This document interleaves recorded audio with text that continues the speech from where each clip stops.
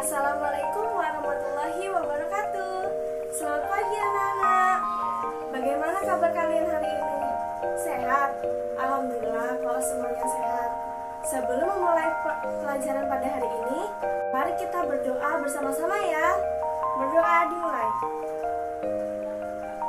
Selesai. Alhamdulillah. Nah, selanjutnya Ibu minta tolong dong cek kanan kiri kalian, ada yang kurang lengkap nggak teman-temannya, atau ada yang tidak masuk?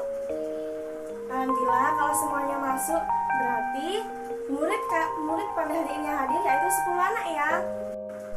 Nah sekarang Ibu mau tanya pada kalian semua, kira-kira ada yang tahu nggak pelajaran apa yang akan kita pelajari pada hari ini? Ayo siapa yang tahu? Nah benar, pelajaran yang akan kita pelajari pada hari ini yaitu tentang ekologi. Sebelumnya ada yang tahu nggak apa ekologi itu? Ayo siapa yang mau jawab? Silakan angkat tangan ya. Nah ayo Sevi, coba jawab pertanyaan dari tadi. Apa pengertian ekologi menurut dari pandangan Sevi sendiri? Nah benar sekali anak-anak. Apa yang dikatakan oleh Sevi itu sangat benar.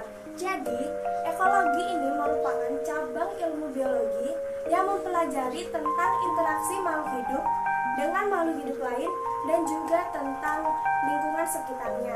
Kemudian pada materi ekologi terdapat beberapa materi, yaitu yang pertama komponen ekosistem. Ekosistem merupakan salah satu unsur yang paling penting di dunia ini. Ada yang tahu mengapa? Karena ekologi merupakan sebuah wadah untuk mengatur proses ekologi, sistem kehidupan, dan menjaga stabilitasnya. Selain bermanfaat untuk makhluk hidup, ekosistem yang baik juga bisa dapat menjaga siklus mineral melalui proses biosfer. Dalam ekosistem terdapat dua komponen. Yang pertama, komponen biotik dan juga komponen abiotik. Komponen biotik sendiri merupakan komponen yang terdiri dari makhluk hidup. Contohnya seperti manusia, hewan, dan juga tumbuhan.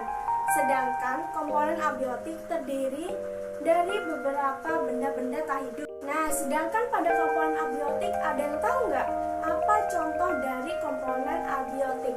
Ayo, angkat tangan kalau ada yang tahu ya. Nah, ayo Fibri, coba jawab. Betul sekali. Ayo anak beri tepuk tangan pada Fibri. Benar sekali, komponen abiotik merupakan komponen yang terdiri dari benda-benda tak hidup.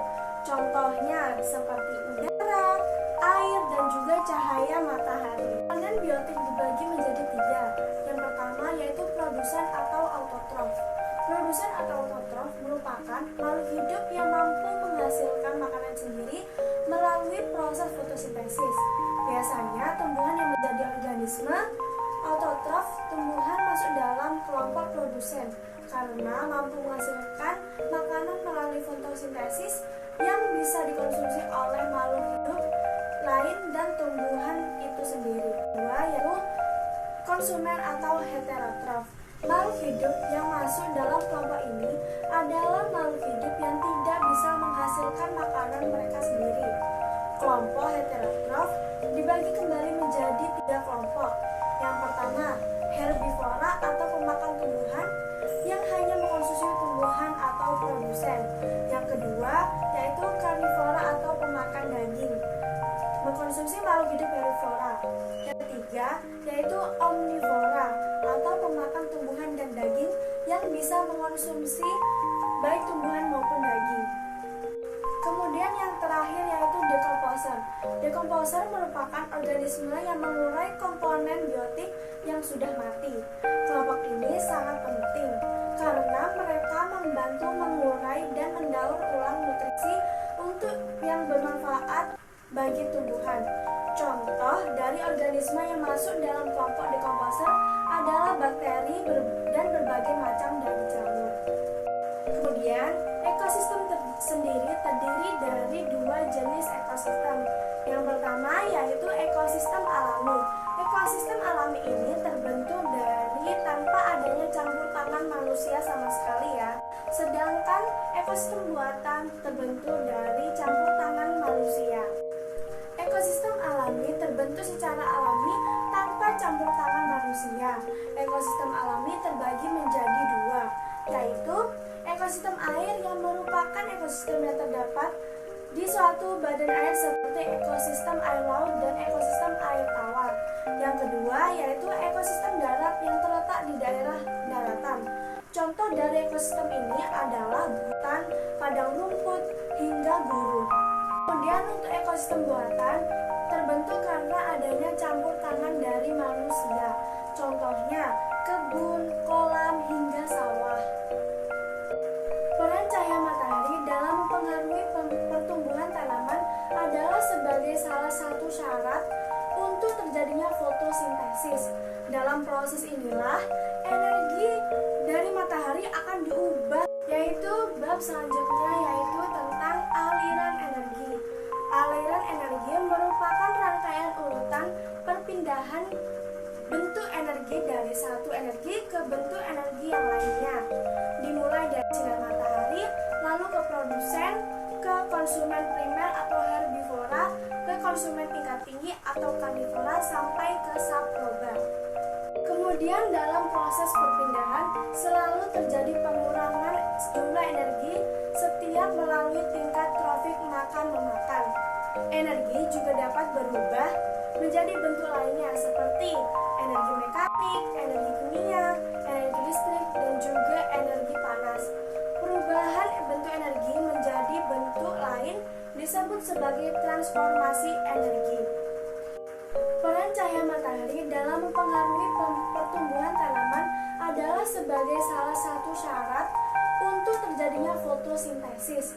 Dalam proses inilah energi dari matahari akan diubah dalam bentuk energi kimia yang dapat digunakan oleh heterotrof melalui rantai makanan. Efisiensi fotosintesis tumbuhan sangat penting untuk kelangsungan hidup makhluk hidup. Berikut ini beberapa bentuk rantai makanan yang perlu dipahami, yaitu A. Rantai makanan rumputan. Rantai makanan ini adalah paling saling dikenal, di mana tumbuhan menempati trofik pertama dan berperan sebagai autotrof. Sebagai contohnya adalah rumput. Sapi adalah hewan yang makan utamanya adalah rumput. Kemudian karnivora adalah makhluk hidup yang memakan herbivora. Dan B. Rantai makan parasit. Biasanya ini akan terjadi apabila aliran energi terjadi tanpa peristiwa makan dan dimakan, namun terbentuk karena interaksi antar organisme dalam ekosistem dalam bentuk hubungan parasitisme. Contohnya adalah jamur dengan akar pohon. Yang C yaitu rantai makanan pengurai. Dalam rantai makanan ini, organisme yang mati bukan berarti energi di dalamnya juga ikut hilang. Namun, energi tersebut digunakan sebagai sumber energi bagi pengurai. Contohnya yaitu jamur, bakteri, dan lain sebagainya. Kemudian bab selanjutnya yaitu tentang daur biogeokimia. Daur biogeokimia merupakan perpindahan unsur-unsur kimia melalui makhluk hidup dan lingkungan abiotik. Dalam daur biokimia tersebut yang tidak pernah membentuk gas di udara. Adapun daur atmosferik adalah daur unsur kimia pada unsur tersebut mengalami fase berbentuk gas di udara. Daur biokimia berfungsi mengatur sebagai keseimbangan ekosistem. Artinya, keseimbangan ekosistem tergantung pada pengulangan yang terjadi secara berputar pada unsur-unsur kimia tertentu. Unsur-unsur kimia yang dapat mengalami daur ekosistem. Artinya, keseimbangan ekosistem tergantung pada pengulangan yang terjadi secara berputar pada unsur-unsur kimia tertentu. Unsur-unsur kimia yang dapat mengalami daur biogeokimia yaitu seperti nitrogen, karbon, hidrogen, dan juga oksigen. Dalam siklus biogeokimia juga sebagai pertukaran antara komponen biosfer yang hidup dan tak hidup yang akan di tingkat trofik yang tidak hilang dalam ekosistem.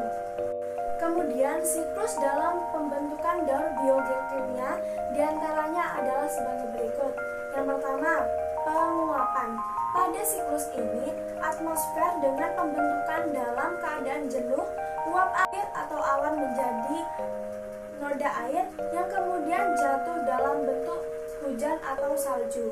Yang kedua, yaitu infiltrasi, merupakan sebuah aliran yang masuk ke tanah melalui celah dan pori-pori di tanah ke permukaan air. Tanah kemudian bergerak secara vertikal dengan horizontal di bawah permukaan tanah.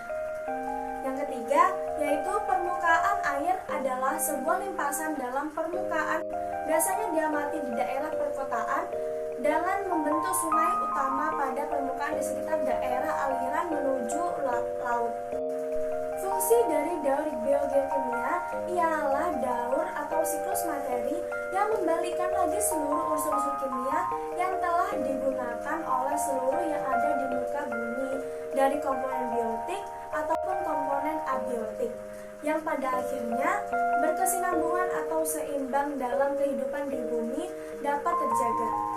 Kemudian untuk bab yang terakhir, yaitu interaksi dalam ekosistem. Di dalam ekosistem terjadi interaksi antar komponen ekosistem. Interaksi tersebut dapat terjadi antara komponen biotik dengan abiotik, misalnya antara air dengan tumbuhan. Tumbuhan membutuhkan air sebagai bahan baku untuk melakukan fotosintesis. Keberadaan tumbuhan di hutan sangat mempengaruhi kesediaan air. Interaksi antara komponen biotik di dalam ekosistem dapat terjadi melalui peristiwa makan dan memakan. Pada peristiwa makan dan dimakan terjadi aliran perpindahan energi antara makhluk hidup. Yang pertama yaitu simbiosis. Jenis interaksi dalam ekosistem yang pertama adalah simbiosis. Simbiosis merupakan hubungan yang terjadi antara dua organisme. Simbiosis itu dibagi menjadi tiga, yaitu simbiosis mutualisme, simbiosis komensalisme, dan simbiosis parasitisme. Simbiosis mutualisme. Simbiosis ini merupakan hubungan yang saling menguntungkan antara individu dengan individu lainnya.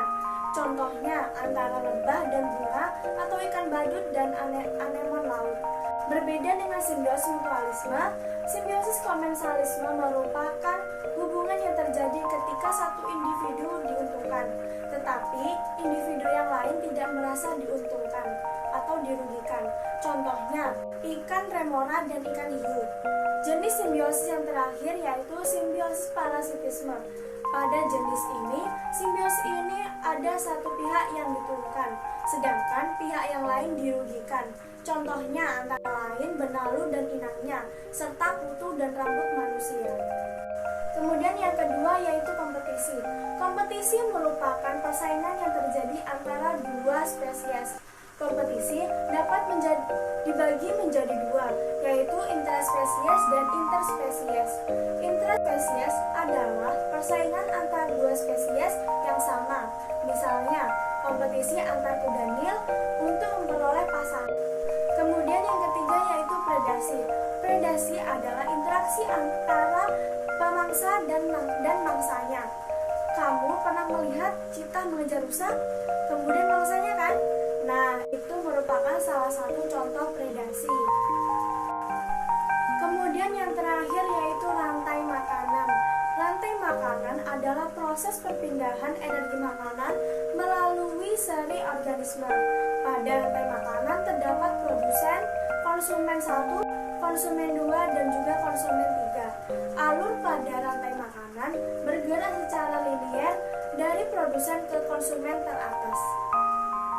Konsumen 2 dan juga konsumen 3. Alur pada rantai makanan bergerak secara linier dari produsen ke konsumen teratas. Nah, anak-anak bagaimana? Apakah sudah jelas penyampaian materi pada pagi hari ini? Ibu harap kalian semua bisa memahami materi pada pagi hari ini.